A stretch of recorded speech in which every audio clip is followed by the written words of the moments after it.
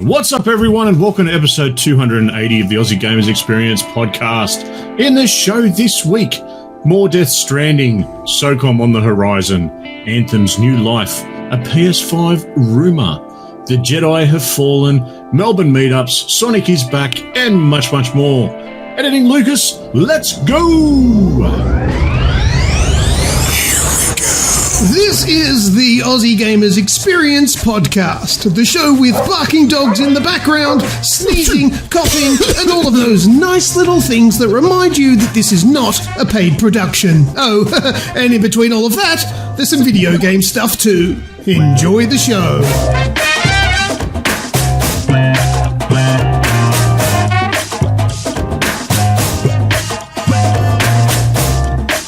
G'day everyone, thank you for tuning in for the show this week. Today is Monday the 18th of November 2019. I'm your host Snoogs, and joining me for hosting duties this week is the one and only Lucas. Yes, it is me, and I am fantastic, fresh back from Melbourne. How are you? You made it back. I'm good. It was a very smoky and shocking day today, so my asthma's going nuts, but you get that. It's part of the fun. Wasn't it terrible? I get back from Melbourne and I just I want to go back to Melbourne. It's not smoky down there. Nothing's on fire because it rains every 8 minutes. Yeah, it was actually was quite shocking. So my day today consisted of me being over probably 90% of Sydney, out west.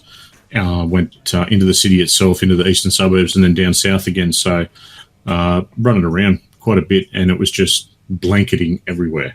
Yeah, it was horrible, but yeah, it was all the more reason to stay inside and play video games today for me, it was. Exactly. You'd also notice there's a bit of an absence of a third voice tonight. Mr. Grejio, he's on puppy duty. Yes, he got his new puppy today, did he? He got his new puppy yesterday. Mm-hmm. And sending him. I was chatting with him over Messenger today, and he got a grand total of 2 hours sleep last night because a puppy is like having another child. What would the puppy do? Just would not settle, crying all night, kept everyone up. So yeah, that's why you put it outside and say shut up and close the door. But it's only tiny. You saw the pictures. Yeah, I know it's tiny. That's how they learn. That's how my dogs learn. Get out there. Yeah. Get out in the real world. Get out. It's not winter anymore. They won't freeze. Yeah. Make sure an eagle comes and gets you. Although one of your dogs could get taken away by an eagle. Yeah, little Timon, Anya. Little Anya. Oh, well. All right, well, let's jump straight into it, shall we? This week in gaming. All the way back to 2007, the game that kind of kicked it off for me, PlayStation exclusive, Uncharted Drake's Fortune. Oh, yep, I got fond memories of stumbling across that game. Yes, very much the same too. I didn't realise how much of a legacy it would put with me and keep me interested and sort of really looking forward to the next iteration of the game. So there's a lot of bits and pieces with the Uncharted series, and this is what kind of kicked it all off for me. So, of course, Sony Computer Entertainment and developed by Naughty Dog. Yeah, see, the way that I stumbled across that game is I was messing around with the PS3 and decided to download a demo because there was a demo of Drake's Fortune. And I downloaded it, and I booted it up. So after the week or so it took me to download it back then, I booted it up and I played through the game, and you know what the selling point for me was? This sounds really stupid, but there's a section in the demo where there was water, and I walked into the water, and Drake's pants get wet up to the level that the water is at. So instead of not getting wet and not having any difference, or just stepping into water and your whole body appears wet, it actually just wet the pants up to the level that the water came up to, and then stayed wet for a good time before it dried and had a really good appearance of being wet fabric. That blew me away. And then obviously the game itself was pretty awesome. So you know what? I went into my local game shop, whatever it was back then. I picked it up for $15. So I don't even know how long it had been out when I actually picked it up, but it was in the bargain bin. It was probably a used copy, and a used game for $15. It must have been well under the radar. I don't know. Did you play it when it was new? Yes. Oh, okay. I played it on the premise it was very similar to Indiana Jones. So way back when, I used to read like the PlayStation magazine and whatnot quite religiously, and yeah, just one of those things that it was an Indiana Jones style game. It had that Tomb Raider feel, and it just sort of that with the story. I think there was Nazis off the top of my head that was part of it, and it just kind of ticked all the right boxes for this action adventure type thing for me. And I just went, oh, I'll have a look at that. I didn't think there was Nazis. Yeah, I'm not sure. I think there was Nazi references in it. Some of the I can't remember anyway. There were some details where in the German copy the Nazis were Nazi symbols and anything related to them was taken out of it. Yeah, just that sort of action thing hooked me straight in. And funnily enough, I don't keep my physical copies. I trade everything in. I get to a point where I'm not going to play it anymore, so I trade it in. I still have all my Uncharteds. So they're the only games that I've got left on the PS3. Yeah, I used to do that once upon a time, but when the PS4 came out, I made a promise to myself that I would never trade another physical copy of a game ever, and I haven't done it since. I have all of my physical games, although for this generation, it's not really that many. But yeah, I don't trade anymore because there are way too many times where I've regretted it and had to go and buy it again. So I just thought, you know what, not going to happen. I'm just going to hold on to every single thing that I buy that's physical. No trading. Well, see, when I traded all my PS2 stuff in, I ended up paying, I think, something like $22 for a PS3. Yeah, I mean, look, after I traded in. Sometimes there can be some good deals, but still, dealing with the devil is never a good idea. I'm never doing it again. No, and was it?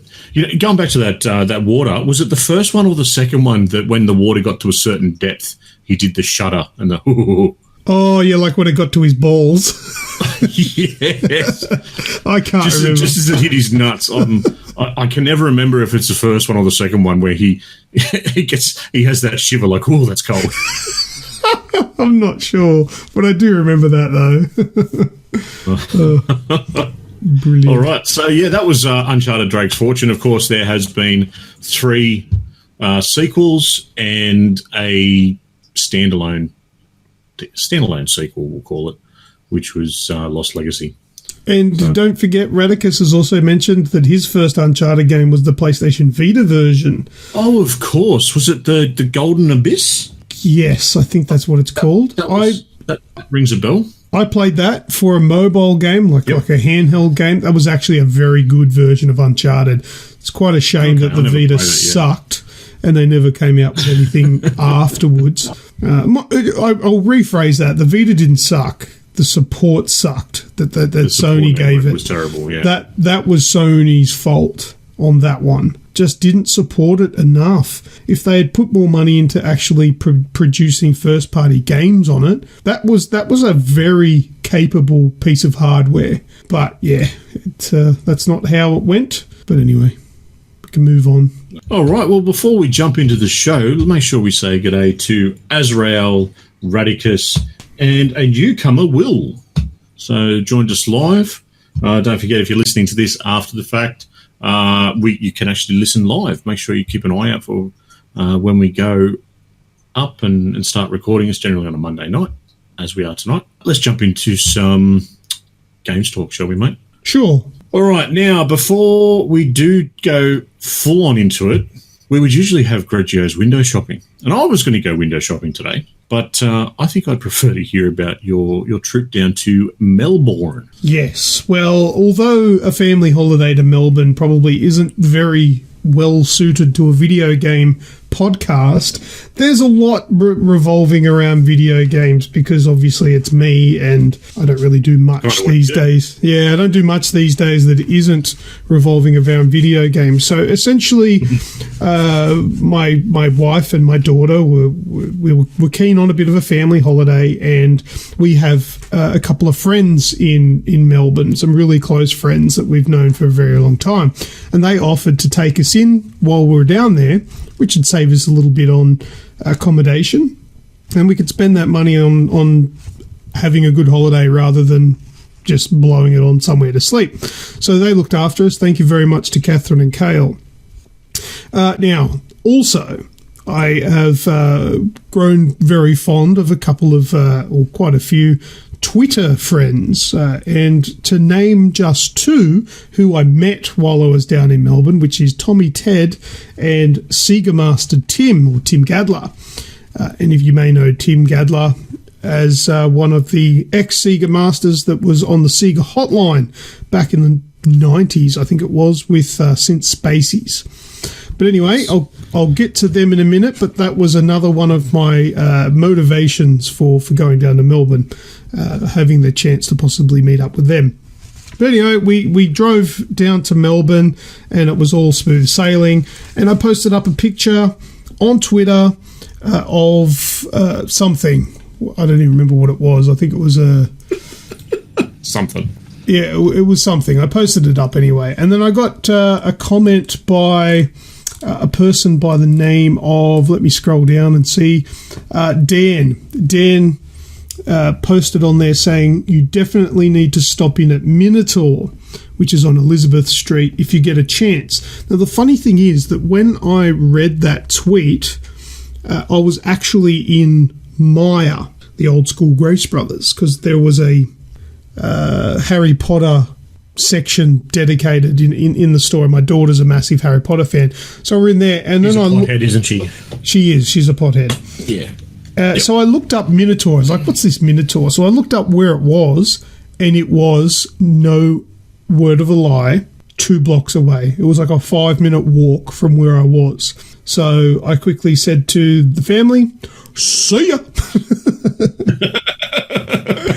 But they were done, so they came with me, and we walked across to Minotaur, and I took a photo of the entrance to the store and posted it. Dad's like, damn, that was fast.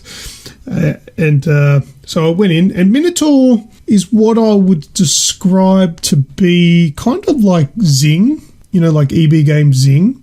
Yeah. But a little bit more focused on pop culture. So not just like video games and stuff like that, but like everything comic book related, and nerd. It's like a nerd paradise. So there was Star Wars stuff, there was Harry Potter stuff, there was like horror movies, video games, like memorabilia. There was heaps of stuff. It is a fantastic store to go and look at really expensive things that you probably can't afford if you're a normal average Joe. There was a little figurine of a... shitting me. What am I shitting you about? Sorry, I literally stayed a block away from there. Oh, you just looked it up on the map. Yeah. You should have tweeted. Where you were. Somebody would have told you. But... yeah, there was a little figurine, and this figurine is probably the size of, no bigger than a pop vinyl, okay? And I picked it up. Actually, it was probably slightly smaller than a pop vinyl. I'm like, I might get this, a little Raphael from the Ninja Turtles.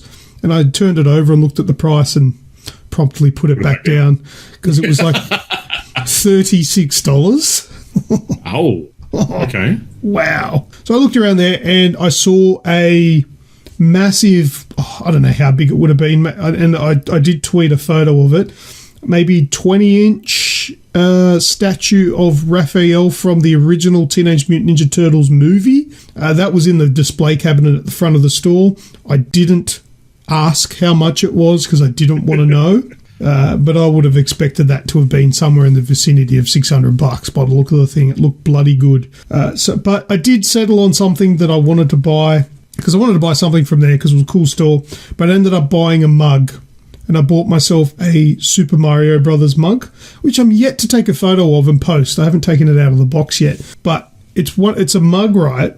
Normal coffee mug. But it's got like the silver foil design on the outside, which makes it look like the star power-up from Super Mario Brothers. Yep. So I picked that up. That was like $20. So I grabbed that. But yeah, there's heaps of stuff in there. If you live in Melbourne or you're going to Melbourne, check out Minotaur. It's a fantastic shop. And real big cheers to Dan from Twitter for suggesting that I go and check that out. What did you think of the adult section? Adult section? What do you mean? Yeah, I just jumped on the website and I went to click Adult Swim, and above that's adult. So I'm like, it might just be more Adult Swim stuff. Nope, it's porn. Oh, no, I didn't see any porn. Oh. No. It's down the back next to Astro Boy. Oh. No, I just didn't look hard enough, I guess. You've watched too much porn, you need glasses. Yeah, well, yeah, I don't know. No, I didn't see the adult section. But, yeah, it is a very good shop.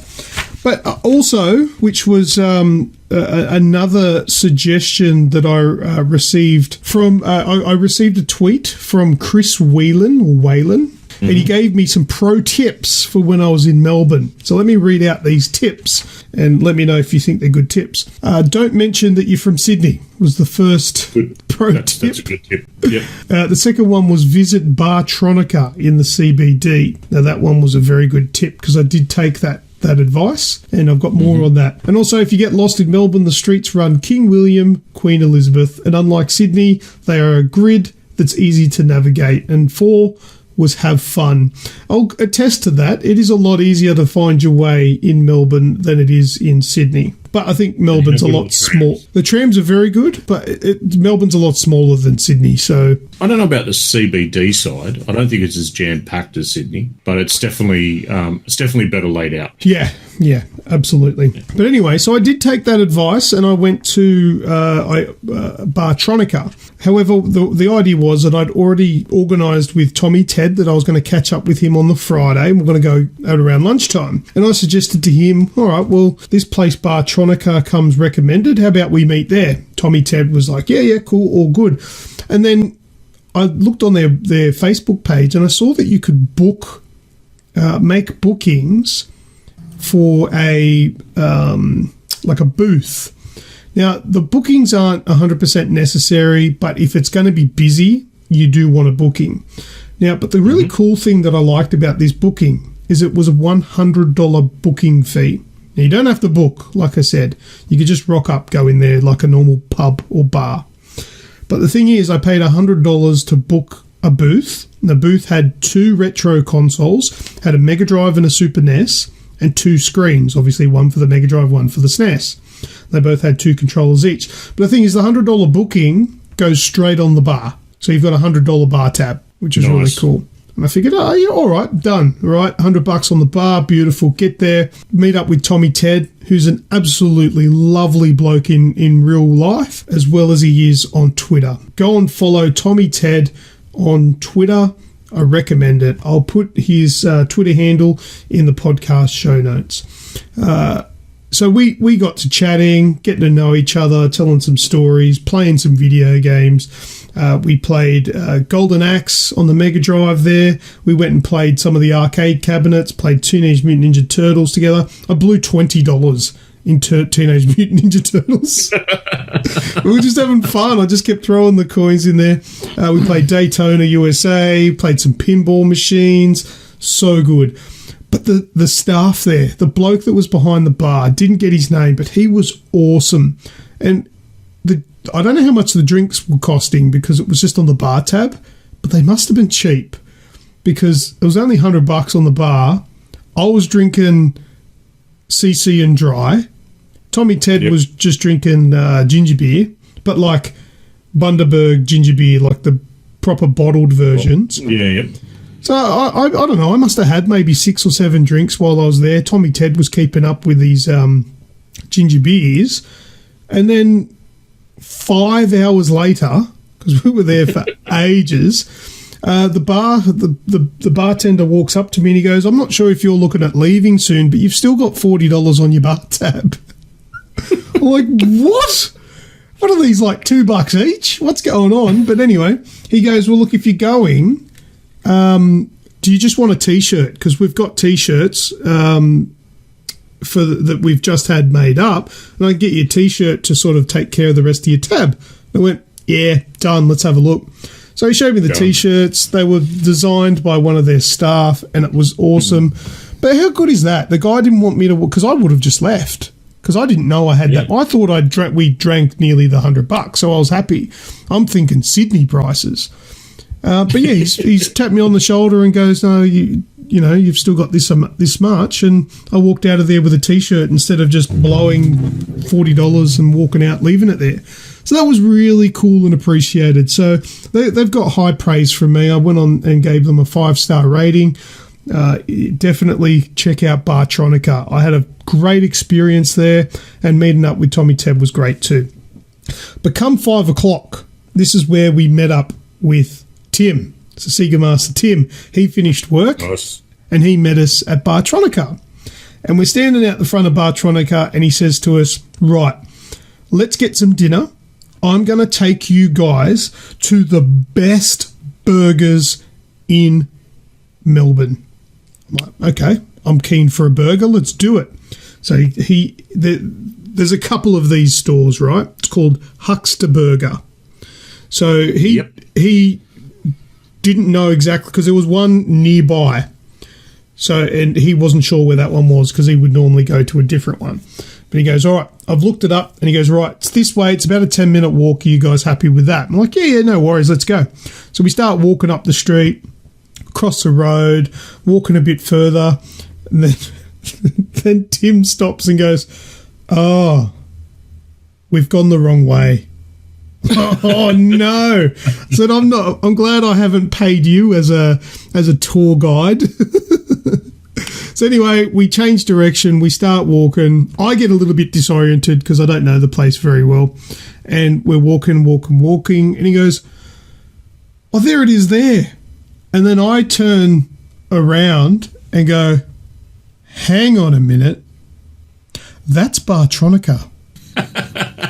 It was literally across the road, and not just across the road and up a bit. You can see Huckster Burger from the front door of Bartronica. Oh, no.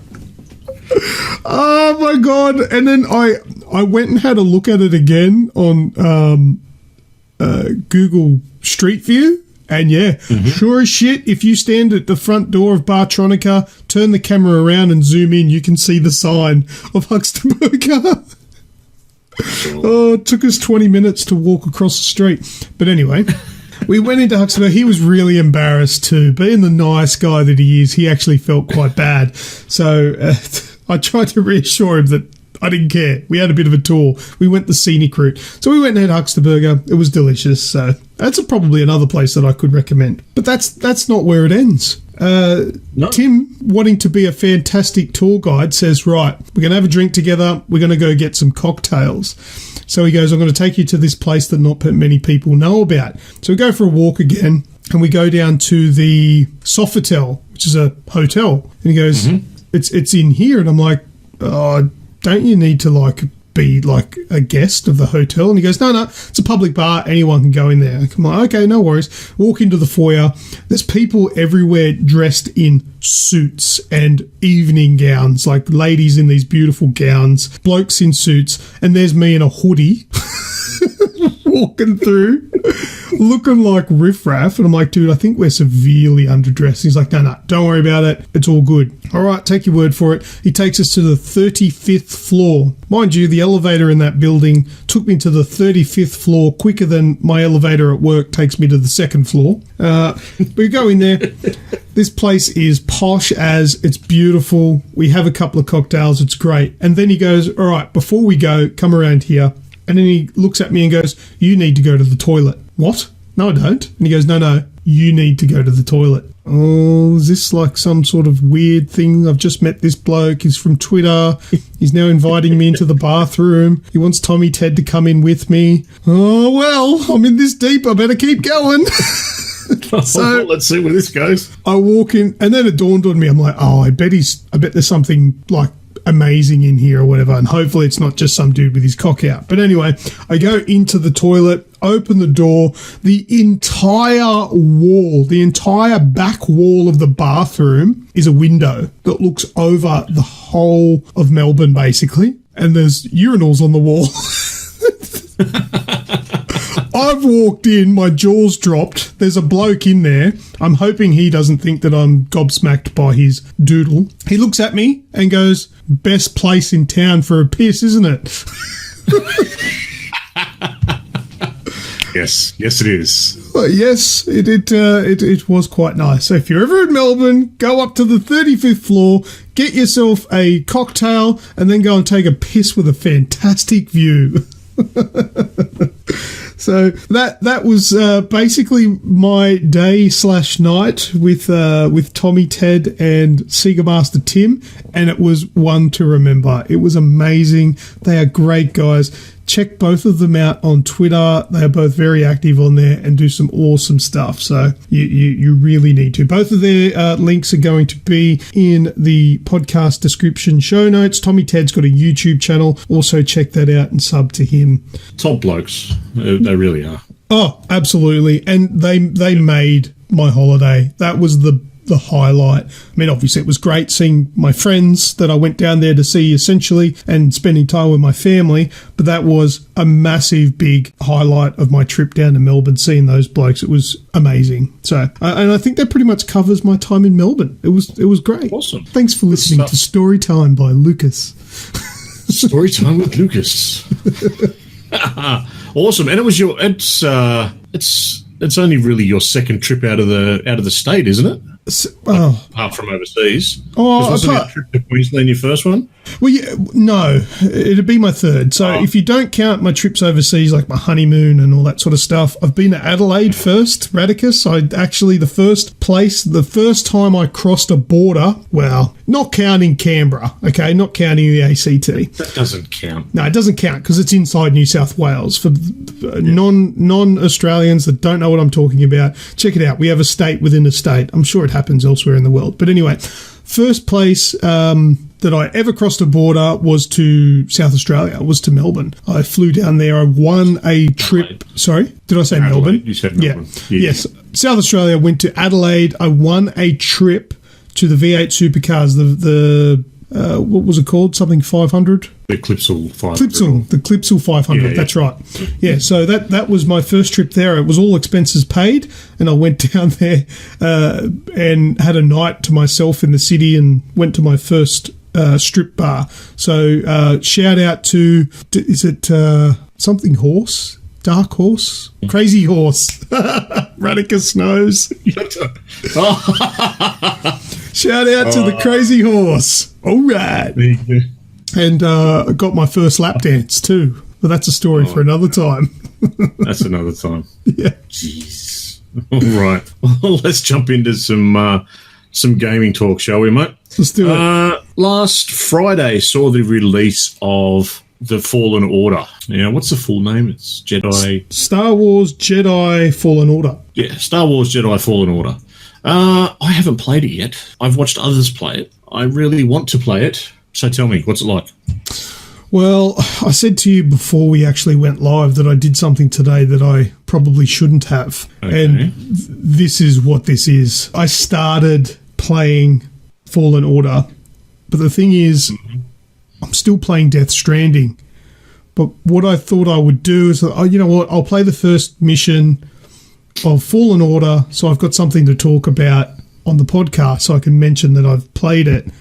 Oh my God, I shouldn't have, because now it's sort of like, just Death Stranding who? What? Yep. Oh my God.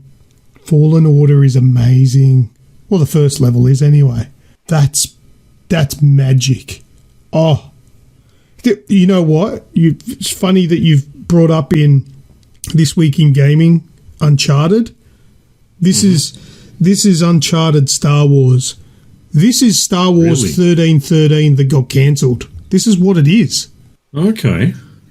It's magical. It is fantastic. The graphics blew me away. The voice acting is fantastic.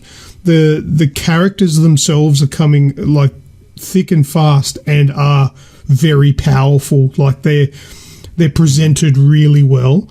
I've already, obviously Cal, the main character, he's really cool. The acting is really done well. There was also a bit of a glimpse who I think must be like the main antagonist. Seems really cool. Couple of side characters that are growing on me already.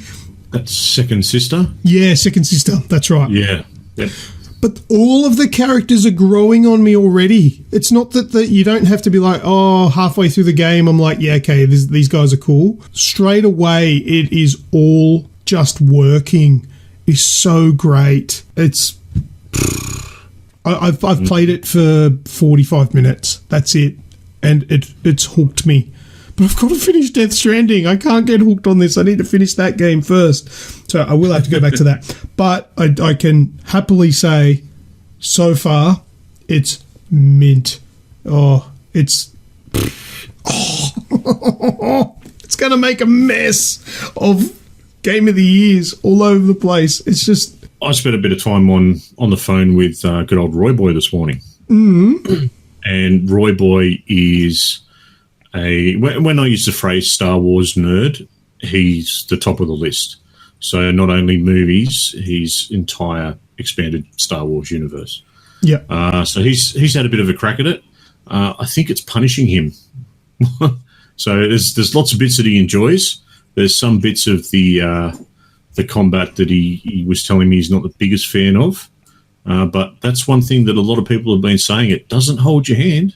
It's got difficulty settings. Lower the difficulty setting if you're a noob. I've taken it to the normal setting. If it gets too hard, I'm going to bump it down. But this is the kind of game that I think I'm going to come back and play it again because it's that good. Yeah. But I've heard also that the combat it turns into Dark Souls. And yeah, I've seen bits of that. There's quite a fair bit of the game that's Dark Souls-esque. I haven't... The first mission is nothing like that. So I haven't seen any of that yet. Next week I'll probably have a little bit more if I'm available next week. If not, the week up, whenever. Next time I do a show, I'll obviously have a lot more information on the game. But yeah, the first mission is nothing like that. It's just pure... Uncharted Star Wars, really. Just going to Radicus in the chat, he says, is the sound very Star Wars? You know what? No, it's not. It might sound a bit strange, like is the sound very Star Wars, but do you get a feeling like you're playing a Star Wars game just by the sound alone? In the first mission, from what I've seen so far, no. Doesn't sound like a Star Wars game. Sounds good. There are very good sound effects for things going on. But no, it's not. It's not very Star Wars. And I haven't even... It hasn't played the Star Wars intro, the music, the theme. Yeah. There's been no tilted text going into the distance, nothing like that. No, there's not. Obviously there was some TIE fighters flying past and all that sort of stuff. But overall, no, the sound design isn't very Star Wars yet. I've only played it 45 minutes, so I don't know. I can't... Don't worry, Radicus, the lightsabers still sound like lightsabers. I've watched. Yeah, but no, not really. Okay. They have some... Like I said, I've only watched some YouTube stuff. Yeah, it's quite unique, but really good. But the visuals, like the setting, that you 100% know you're in a Star Wars universe. It's great. Yeah. Really good. The main character's lines, so the conversation early on is amazing. It's Uncharted-esque. It is really on par with how good the writing was in that.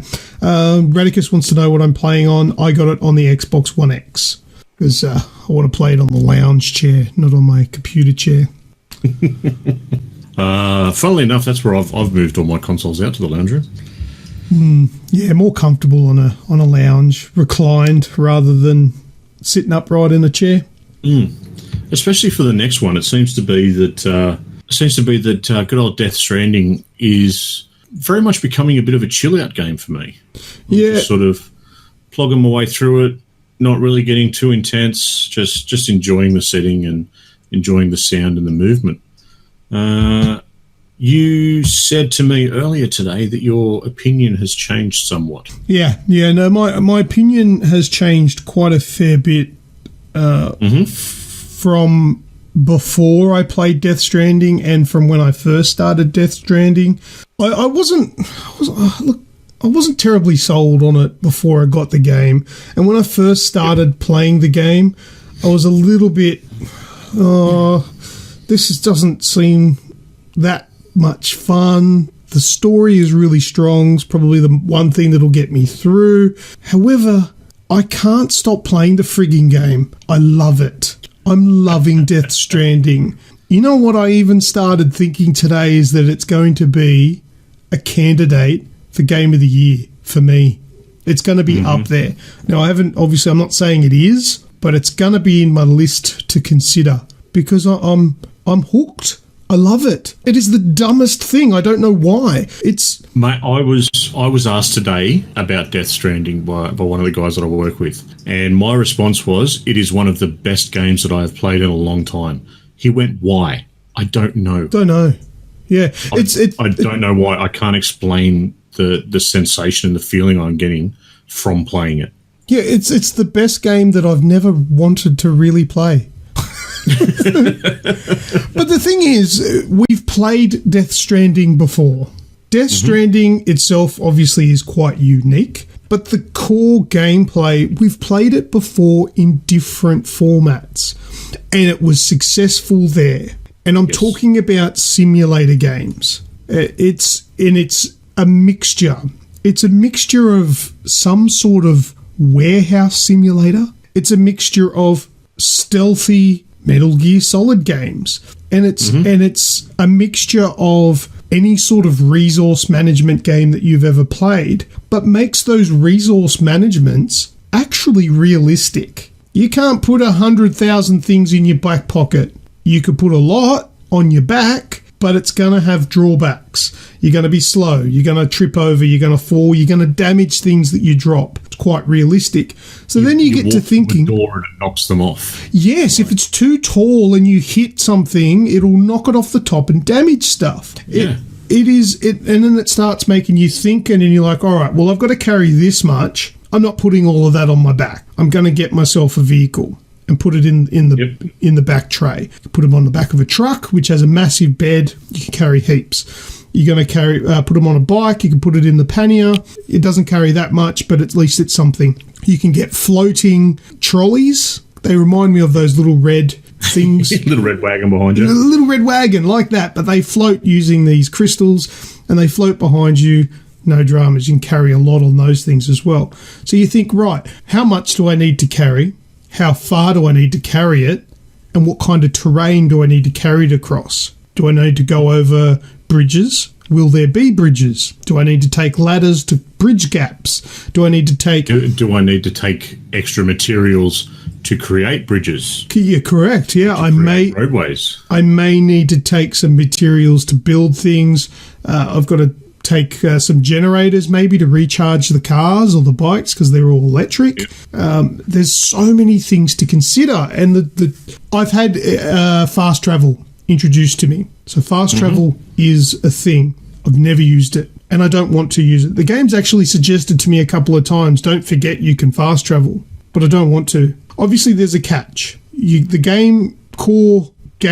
sort of gameplay mechanic is that you're delivering. You're dropping things off and connecting networks. You can't carry your packages through a fast travel. So the only way to get an object from A to B is to do it the old school way and carry it on foot or in a car. If you do a fast travel, all of your stuff that you're carrying gets left behind. But the thing is, I don't want to. I don't want to fast travel. I don't have any... Most games, as soon as fast travel's available, I will use it. Oh, without a doubt. Around everywhere, don't you? 100%. I'll use it every single time. Death Stranding, I don't want to. I really don't want to. I want to do the treks. And when you want a long trek, the sound goes down and the music starts to come up, and you just get a cool, cruisy, like cool songs, just like real mellow songs. And the camera goes further away too, doesn't it? That's right, it does. Yeah, the camera sort of zooms out so you can see a little bit more of what's going on. But yeah, so there are so many things to take into consideration with this game, and so much more than you could ever just sit down and explain to someone. You just need to play it and experience it. It's a strange thing, and it won't be for everyone, but I'm really appreciating all of the new stuff that gets put into this game. Just when I think that I've unlocked all of the little things that I can unlock to help me with my travels, something else gets given to me. And they go, here, try this. Yep. You're like, oh, that's going to be so great. I'm so glad. You know, there is just... And the game is so detailed, so realistic too. Oh, and there's some cameos in there. Not going to spoil, but I ran into a cameo today that had me go, what the fuck? Nice. Oh, yeah, dear. I've that's all I've played this week. So I'm up around the 15-hour mark. I have found myself getting a little distracted off the beaten path, mainly to lost packages and whatnot. Yeah. Also, just building the highway network. That's one thing that I've found myself really going out for, where I'm sort of, I don't need to do this, but I'll be backtracking to get materials from, one of the depots, so that I can put those materials into the builder to build this network. But the thing is, the way they've made Death Stranding is you're not building it alone. It's essentially multiplayer. But yeah, so you're building these highways in your game, but other people are helping build the same highway that you're using. And it's great because the highway's electrified, so your vehicles don't use electricity while you're on the highway, and they're smooth and fast, so you can get your deliveries done a lot quicker. And I've got to say, doing those side mission Snoogs, you get good rewards. So yes, they're not a bad idea. I've done some of them specifically for the rewards, which is really good. Yeah. Well, I think I've unlocked something like 45% of the trophies already. Things like my light counters just going through the roof. I like to do things a little bit differently, I suppose. So there's been a few times where I've snuck around different ways to get around BTs. And obviously when I've done that, I've had to use, because no one else has been that way. So I've had to lay out the track, whether it be with ropes or ladders or, just sort of a way to get over the terrain. And, I'll come past it again later on, and I've got a couple of hundred likes on it that other people have been there and used it. Yeah, because other people will see your ladders there and your rope and all that and go, oh, awesome, thankfully I can use that. And they go over there and give you likes as they go across it, and it's great. And that's happened so many times for me where I'm like, oh, I'm going to try going this way. And you're like, oh, somebody else has been this way. And you can use their ladders and bridges, and that's really handy. I haven't seen anything from you yet. No, I haven't seen anything from you either. I keep looking. So remember, it's Aussie Gamers. I'm on the Aussie Gamers account. Yes, I know. And so I've been keeping an eye out for it. I haven't recognised any names that are on there yet, but it's very cool to be sort of running along, and something will pop up in one of the corners, and it'll say that so and so has contributed medals to your bridge. So and so has completed the bridge. Yeah. They've liked you for this, they've liked for that, and it's been really cool. I've enjoyed it. It is so much better than I was expecting, and it's not as confusing as it sounded before release. The story's actually really going quite well, like easy to understand, quite straightforward. It's bizarre as all hell, don't get me wrong. It is completely Kojima'd the hell out of it, but it makes sense and it's good. That's the thing. It's probably the most far out of ideas that Kojima's had. Yeah. But I understand it. I understand the story. I'm kind of getting where it's going. I've been pretty lucky. Like, generally with my gaming, it's stuff that I can't really play around other people, or especially my kids. And my wife's not interested in gaming, so she doesn't want to be around there with it. But having this, and I've been sitting out in the lounge room. I did play a little bit the other day with, I think on yesterday, with my girls around, and they were just asking questions about what's this, what's that, why is there a baby there, and just sort of talking them through it. But it was in a nice, calm sort of section of the game. And even having it on while my wife's been sitting in the lounge room with me, she's reading a book. I'm playing Death Stranding, and she's like, the music in this is really good. And she's commenting on Sam's ass all the time because she's a pain. When you jump in the shower. She said to me, she goes, go on, get in the shower, you need to shower. Yes, dear. That's where you should stand up and take your clothes off. You asked for it, love. You wanted it.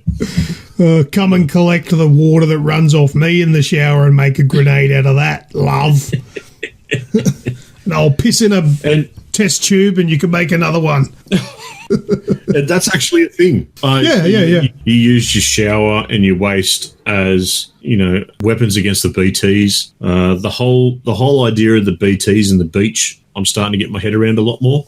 Yeah. And what they mean and where it's going. So, yeah, I'm with you, mate. It's up there. It's put itself right in the mix, and I still don't know 100% why, but I can't stop playing it. Yeah, it's a survival game with stealth and a lot of inventory management. And I kind of like games like that. Like, it's nothing like PC Building Simulator, but it's in that kind of vein where you get an order and you need to fulfill it. And some have got special requirements, just like PC Building Simulator. Some of them requirements are you need to do it in a certain time.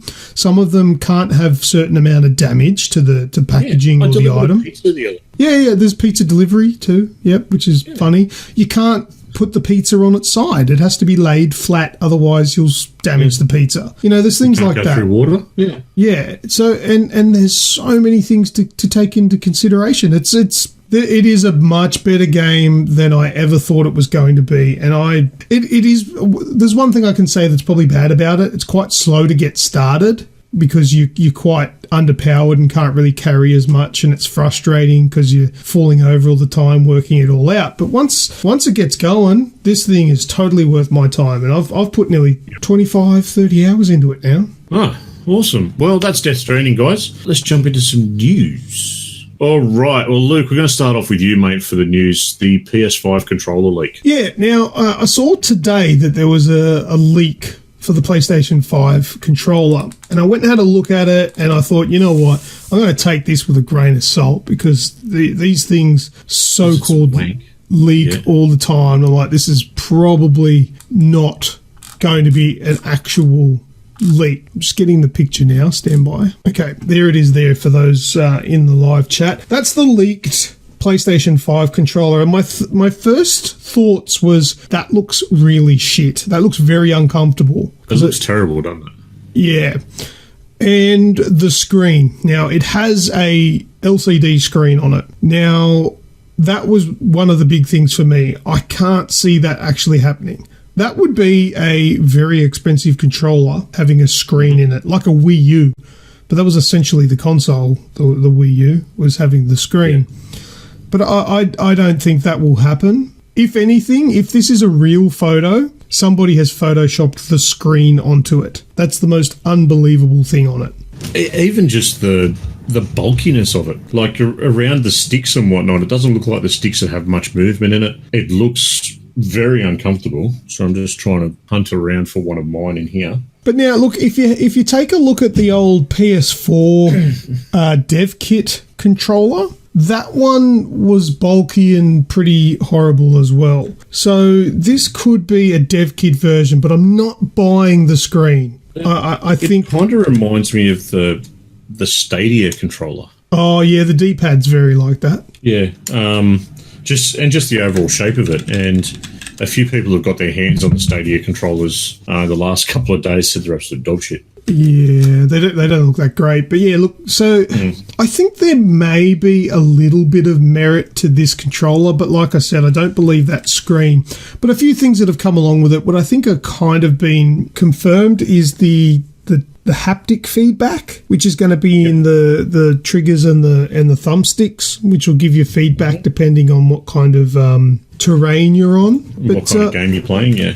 Yeah, so, I mean, there's those things that are really cool. It's going to have I think a microphone is going to be... So on that so-called leaked picture, to the left and right of the screen is two slots. I would say one's a microphone and one's a speaker. Mm-hmm. But yeah, I've got a hard time buying that's the actual controller. But I've put another photo into the live chat there, which puts that controller up against what looks like a dev kit. The only thing is, we think we already know what the dev kit looks like, and that's not it. So I don't know. Unless that's an early on one. Maybe the console we saw before isn't a dev kit and it's the final thing. Who knows? But who knows? I don't think that is a leaked actual controller. I think it might be a smart render. I think it might be. Do you reckon we'll see anything in December? They may reveal the controller, because that's what they did with the PS4. I remember they revealed a controller before they revealed the console. So yeah, maybe December is the controller, and then we'll see the console itself maybe mid next year. All right, yeah, well, that sounds good either way. Yeah, but look, this is a controller. I don't think it looks good. I hope it's not. I really hope that's not the final thing. I'm not paying $200-300 for a controller. Radicus wants to bring back the boomerang. No, that's not going to happen. Radicus also mentioned, did you hear the patent Sony did for cartridges? Yes. Yeah. I did. That patent for cartridges is technically interchangeable SD drives. So the theory is that to save money up front, the PS5 will ship with a 500 gig SD drive, and these cartridges are going. Do you mean solid state drive, SSD? SSD, yeah, sorry. Yeah, right. Yeah.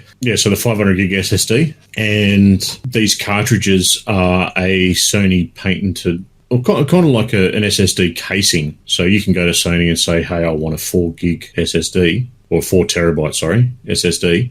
And it comes in that case. So all you have to do is, no tools required, unslot it and slot it back in. Are you saying that the hard drives may be proprietary? Yes. That would be a mistake. No, well, a proprietary option, I should say. So you can, so that's what these cartridges are. That's like you and me swapping out a hard drive to make it a bigger one, that's not an issue. But for someone that's, not very mechanically inclined, that's got kids, that wants to put more drive space into it, that can just come along and pull the old one out and put a new one in, then that's kind of the bits that I've read on it anyway. But I'm in agreement. If they actually proprietarize it, make it a whatever.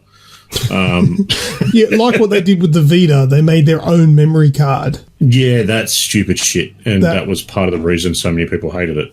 It didn't add anything to it. I'll tell you now, if it's a proprietary hard drive, the PlayStation 5 is dead. Yeah. Already dead. I'm sure that won't be the case. You can still plug a big one into it. They're still going to have the external hard drive support. Yeah, needs to have the internal changeable as well, like the PS4. But if it ships with a 500 gigabyte, they're joking them. They're kidding themselves. It needs a terabyte. Yeah. Well, this is just one of those things that obviously someone's just sort of seen the patent for it and read into it and made their own assumptions. All right. Well, let's leave that one alone and we'll jump on over to Anthem. Yeah. Now, what have you got on that? Anthem's taken a bit of a battering, over the past 8-9 months now. Just a little bit. Just a little bit of a battering. So there's been a lot of talk, and people were complaining that it was kind of just left alone to die. But some information that I've found is that BioWare is actually planning on a major overhaul that's completely reconfiguring major gameplay components. Essentially, they'll probably piss off the small amount of people that actually like it at the moment. Probably, yes. That's kind of what happened with Destiny. But all those people come back to Destiny anyway once they stop bitching. There's a whole list of things that they're contemplating. A lot of people that are working on it are apparently calling it Anthem Next. As this sort of update. BioWare is using a whole range of teams to actually get this done. EA's chipping in teams from other areas, so people that are working on like UFC games, Plants vs. Zombies, outsourcing some of these updates for Anthem to that. I hope they're not bringing anyone from... Oh, no, that's 2K. I was going to say from the WWE. Yeah, but that was 2K. I had a look at... When I first thought that, that's exactly where I went as well. But one of the big things, and something that I don't particularly like, is when you go to a mission, like one thing that I enjoy about Destiny is you've got that social interaction in the world, and then you can go into, missions or nightfalls or whatever. But you've got that, you can see other people running around. Yeah, so that's something the social environment. Yeah. So there's that social environment. There is parts of Anthem that does have the social environment, but it just doesn't work. It's tiny and it's pointless. You don't even need to go there for anything. Yeah, exactly. One thing that I don't like is every time you do a mission, you go back to the fort. You can't just hop around with Anthem. That's one thing that I found. So that's one of the big things that they're going to try and change and work on. And so the big core elements are obviously the loot, quests, and social elements. These are all getting overhauled. Yeah, well, good luck to them. Oh, yeah, but I've moved on. Yeah, probably 90% of the player base has moved on. But look, it's one of those things, and funnily enough, it kind of plays in with some of the things I've been doing over the last week. I've been listening to some of our old podcasts. So going back and listening to, I think there was one with yourself and Red the other day, and how excited you were both looking towards Anthem. Yeah. And that you had, there were great things on the horizon for it. It was really starting to ramp up, and it was all looking good. Now, this was before the first delay that they had. But, yeah, so listening back to that and then hearing, that sort of promise that it had to begin with, it's good to see that they're not just letting it go. Well, you know what? I wasn't disappointed by Anthem. I wasn't disappointed, not even in the slightest. I had no issues, and what I wanted it for, it did well. I don't spend very much time in endgame. If a game like that, I just wanted to play the campaign and enjoy being in massive mechs, and I did that. I've got nothing bad to say about it. Sure, it's probably shit for what other people wanted it for, but that's not what I wanted. So I got what I wanted. I was happy. Yeah, exactly. Like I can sit and pick it apart from a critique point of view, but at the end of the day, I had no expectations for Anthem because my looter shooter was the Division 2. So the fact that I think I'd just like to see that, this was a new IP, all that extra work and goes in creating a new IP, they're not just dumping it. That's what I think I like to see. Now, before we jump on to the last bit of news from yourself, I will give you a bit of a rumour. Sure. So I said in the opening, SOCOM is on the horizon. Yeah. Do you remember the old SOCOM US Navy SEALs games? I do, but I never played them. Never played them? No. I played them quite a bit. They were good fun. If I remember, SOCOM was the one where you could actually tell... It had voice control. Wasn't it? Yeah. It had voice control. Didn't always work, but it was a cool feature. Now, there's a bit of a rumour floating around. There was a tweet last week before, about someone... Oh, that was right. It was talking about the VR a new game on the horizon. Oh, yeah, a lot of people thought that was Horizon Zero Dawn on VR. Yep. Now, it might not have been, because apparently Guerrilla, which made Horizon Zero Dawn, it's rumoured to be working on a new addition to the SOCOM series. Oh. So there's not a lot of information. There's been... it's a Big Fry TV on YouTube. He's created a video claiming that multiple sources have said Guerrilla's working on it, and it's being aimed for a PlayStation 5 release. Can't say I'm excited for that, but if I see something on it, I may be pleasantly surprised. Who knows? Yes. So, some things that have sparked this debate about the SOCOM. Guerrilla's had some ex-Rainbow Six Siege staff have come and joined Guerrilla to work on an as of yet unannounced project, and Horizon Zero Dawn 2, they don't really kind of fit together. You know what I mean? Yeah. So there's this is all part of the rumour mill that's been ticking along. But either way, there'd be a lot of happy people. But me, not so much anymore. But well, no, I don't know if it's because I'm not terribly interested in that game, or if it's just that the games that are on like my doorstep right now have just got my attention so much so that I don't even care what's coming. I'm not even thinking about The Last of Us Part 2.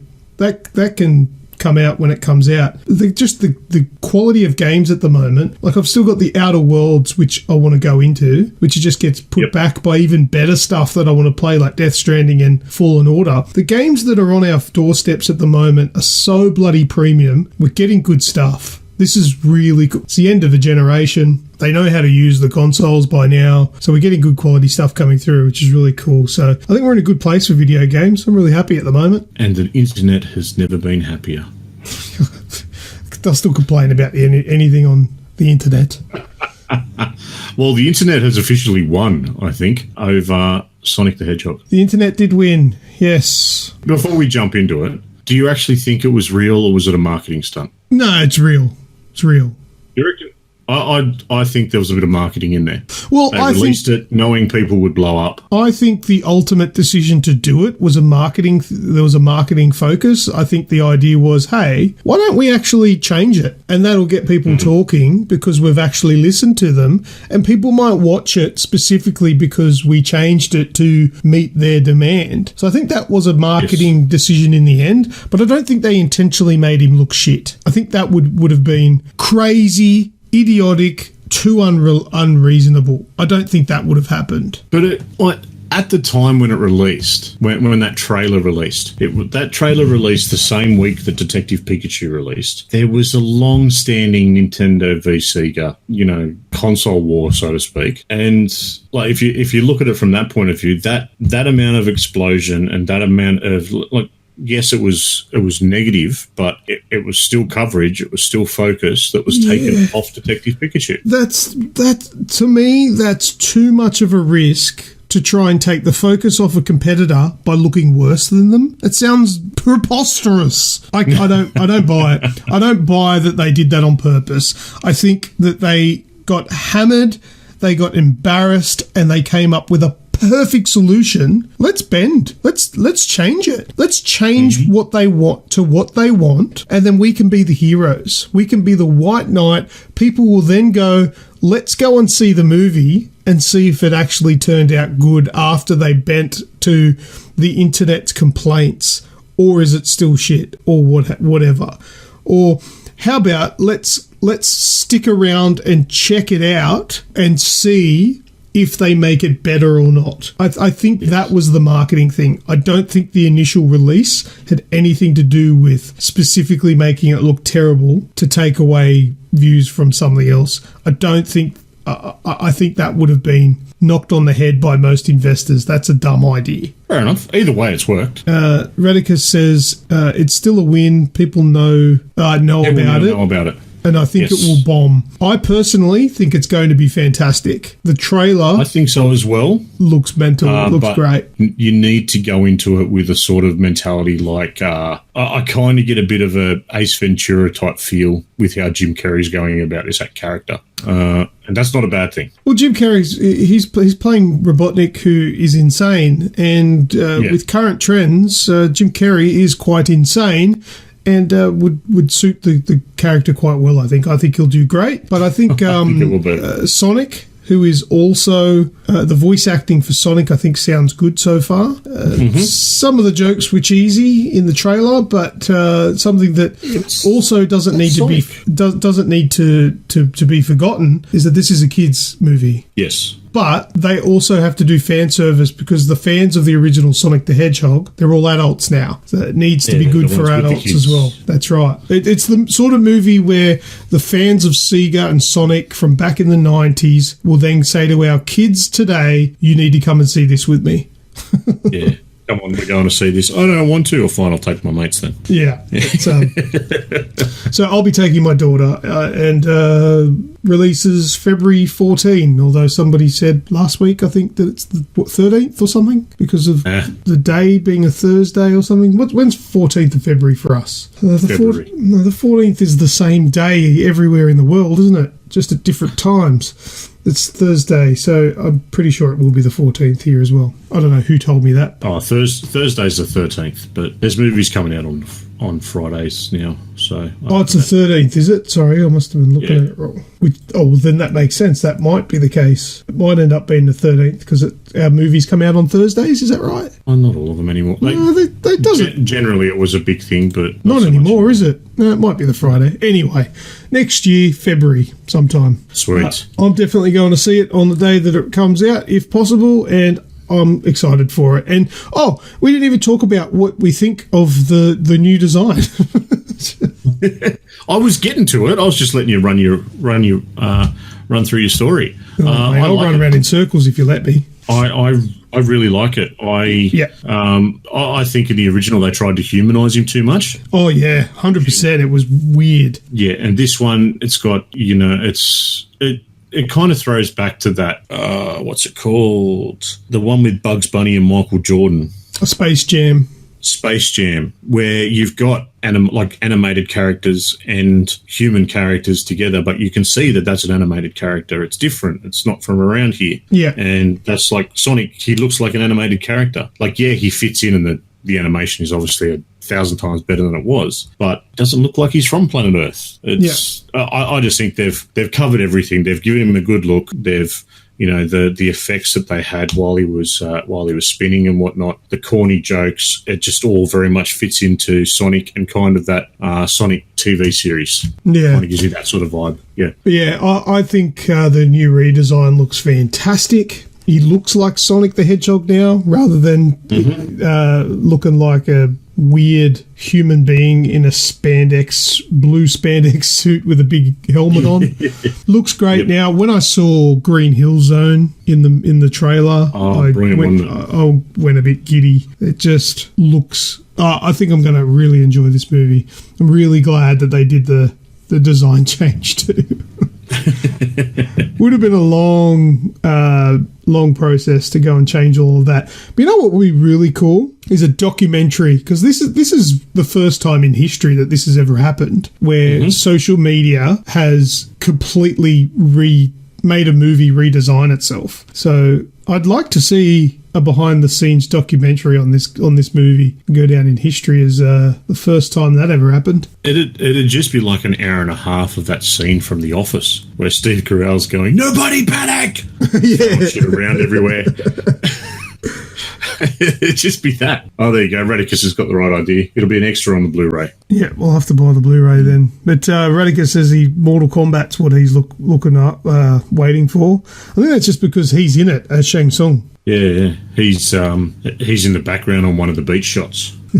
Oh, dear. But yeah, I'm happy for Sonic. All right. Well, that's it, mate. That's it. I've run out of shit to say. That's it. We've run out of shit to say. Let's jump into some last words, shall we? Yes. All right. Start off with a shout out, mate. Shout out to Will. Welcome. Thanks for joining in. Or Dan. As we found out it's you. Radicus, as always, mate. Thank you very much. And as Rael was here earlier, she had to run off and help her roommate. Oh, and Radicus has a big shout out for his Prezi. Oh, yes. Radicus got his gifts in the mail. That's very good. There's going to be more coming. Radicus is going to get another one, and most of our Agents of Age are going to get some little trinkets as well. Some little trinkets on the way. Yep, Age XP Agents of Age coins, member coins. So they're coming. Nice, mate. Any shout-outs or last words for yourself? Well, I pretty much gave my shout-outs during the show, to Tommy Tad and Sega Master Tim, Dan, and the other guy, Chris from Twitter for the suggestions on where to go in Melbourne and the hot tips and all that sort of stuff. So, yeah, just those guys. Thank you very much for being awesome. All right, well, some other last words. Aussie Gamers TV and Snooger Vision over on Twitch, and Mixer, The Age XP. Make sure you check him out. Grejio XBL for all the sexy stuff over on Instagram, isn't it? I should really write that it's Instagram. Yeah, that's his Insta. Yeah. And I'm sure there'll be puppy photos on there. Oh, yeah, I'll have to go on there tonight, see if I can see some more. See if there's anything there. All right, mate. Well, let's close it up for this week. Thank you very much to everyone that's listened to the show, and especially those that are still listening this far along. Another super special thanks to our live listeners who have been chatting away and interacting with us tonight. Our usual level of lunacy. Luke, thanks for joining me, mate. No worries. My pleasure. I had to just talk rubbish all night, and this podcast has been my medicine. That's what we do. To all of our listeners, feel free to continue any of the topics we've discussed in this show over on our Discord channel. If you'd like to get in touch with us directly, you can shoot us an email at info@theagexp.com. And while you're at it, don't forget to hit up our website, www.theagexp.com. Links, as always, are in the podcast show notes and descriptions. And one last thing, Lucas, you're putting Tommy and Sigama's Tim. Yep, their Twitter handles will be in the show notes as well. Make sure you check the guys out, two top blokes. That's all from me. As always, I've been Snoogs. And I've been Lucas. You have fun. See us. Goodbye. Righto, that's the end of the show. Does anybody listen to the show this far along? I don't know, but if you do, join our exclusive Discord club known as the Agents of Age. Just join our Discord channel using the link in the show description and comment the phrase, "I came here to party," and you will gain Agent of Age status. Subscribe to this podcast using the links to the things in the show description notes, and if you are listening, know this, we love you. See you next time on the official podcast of the Aussie Gamers Experience.